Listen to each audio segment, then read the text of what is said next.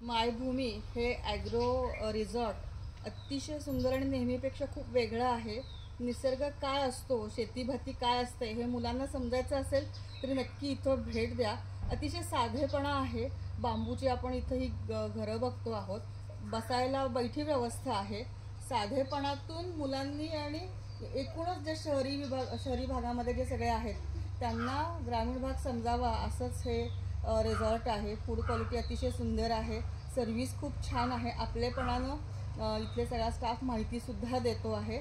आणि आपण बाहेर बघितलं तर जी झाडं आहेत, फुलांची आहेत, फळांची आहे, शेती आहे, स्विमिंग पूल आहे, वेगवेगळ्या प्रकारचे पक्षी आहेत, बदकं आहेत की जेणेकरून मुलं तर धमाल मस्ती करतातच, पण शेती कशी असते तेही यांना याबद्दल समजतं.